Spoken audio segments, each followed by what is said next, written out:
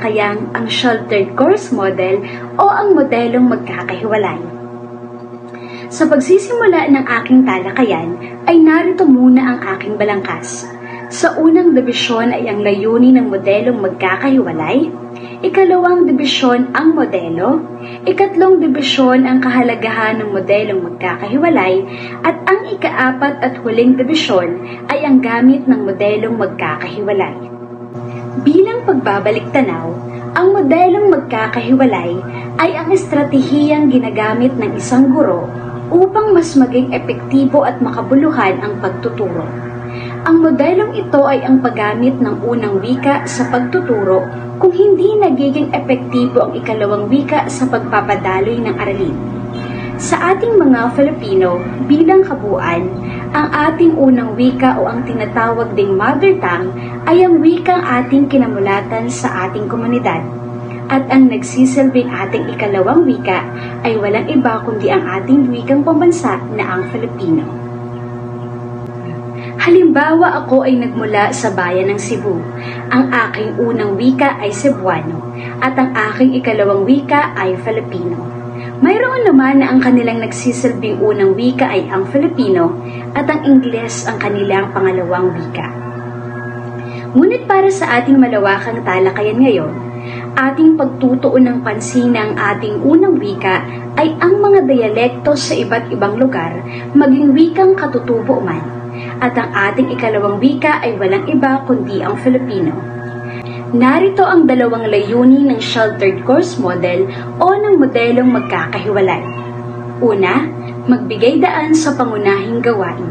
Sa ating unang layunin, nangangahulugan na mas napadadali ang prosesong pagkatuto at nagbibigyang daan ang mga gawain kung gagamitin ng isang guro ay ang unang wika ng kanyang mga mag-aaral. Katulad nga ng aking halimbawa kanina, kung ako ay nagmula sa Cebu at Cebuano ang aking unang wika, mas magiging komportable at matututo ako kung hahaluan o gagamitan ng aking guro ng wikang Cebuano ang kaniyang pagtuturo upang mas maunawaan ko ang kanyang pagpapaliwanag. Dahil nga ako ay namulat sa ganoong wika at hindi pa ganoon kabihasa sa wikang Filipino. Ang ikalawang layunin ay maitaguyod ang pagpapaunlad ng kasanayan sa wika. Dahil nga sa wika ang ating pinag-uusapan sa modelong ito, mas mahuhubog ang kaalaman ng mga mag-aaral patungkol sa iba't ibang wika. Halimbawa na lang na ako ay isang guro at sa aking silid-aralan ay may gumagamit ng wikang Cebuano, Kapampangan at Ilocano. Bilang isang guro, gagamitin ko ang modelong ito upang maging konektado ang aking mga mag-aaral. Ibig sabihin, sa aking pagtuturo ay gagamit ako ng tatlong wikang aking nabanggit na siyang wika ng aking mga mag-aaral. Sa paggamit ko ng kanilang mga wika, ay kanilang lubos na mauunawaan ang aming talakayan at maging ang lahat ng aking mga mag-aaral ay mamumulat sa iba't ibang wika at dialekto. Matapos sa layunin ng modelong magkakahiwalay, ay dadako naman tayo sa pinapakita o pinaparating ng modelong ito. Kung inyong makikita ay nakatala rito ang diagram ng sheltered course model o ng modelong magkakahiwalay. Ang mga nilalaman ng kurso ay paunang gagamitin ng guro sa paraan ng pangalawang wika. At kung masasaksihan ng guro na ang paggamit niya ng ikalawang wika ay hindi nagiging epektibo, sisimulan niyang gamitin sa pagtuturo ang ikalawang wika. Sa paghihiwalay ng una at ikalawang wika o ang paggamit ng unang wika sa pagtuturo, ito ay ang tinatawag nating sheltered course model. Ang mga asignaturang tulad ng agham, matematikal at agham panlipunan ay gagamitan na ng unang wika sa pagtuturo dahil nahihinuha ng guro na hindi nagiging epektibo ang pagtuturo kung tanging pangalawang wika lamang ang gagamitin.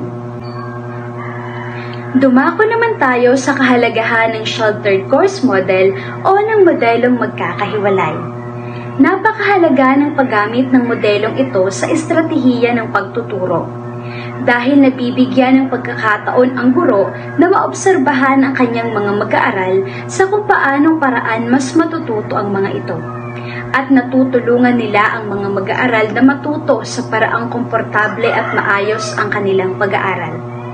Lubos na mahalaga ito sa mga mag-aaral dahil nabibigyan sila ng pagkakataon na matuto at mas mapaunlad ang kanilang kaalaman sa paraang mapadadali at mapayayabong ang kanilang pag-aaral. Katulad ng isa sa mga layunin, mahalaga ang modelong ito dahil nabibigyan daan na makilala ang ating wika at mabuksan ang isipan ng mga mag-aaral patungkol sa iba't ibang wika. Ang huli ay ang gamit ng sheltered course model o ng modelong magkakahiwalay. Binibigyang daan ng ating pangalawang wika at nagkakaroon ng malawakang kaalaman ang mga mag-aaral patungkol sa ating pangalawang wika. Bilang nga na ang modelong ito ay ang paghihiwalay ng una at pangalawang wika, makikita rin natin na hindi lamang ito nakasentro sa unang wika, bagkos binibigyang pansin o daan pa rin ang ikalawang wika. Sa kabuuan, ang modelong ito ay isang estratehiya sa pagtuturo upang mas maging epektibo ang pagkatuto ng mga mag-aaral. Dahil nga napakahalaga na isaalang-alang natin ang paraan ng pagkatuto ng ating mga mag-aaral, bilang guro ang matulungan silang mapalawak at mapalalim ang kanilang mga kaalaman ay pawang hindi matutumbasan ng kahit ano paman.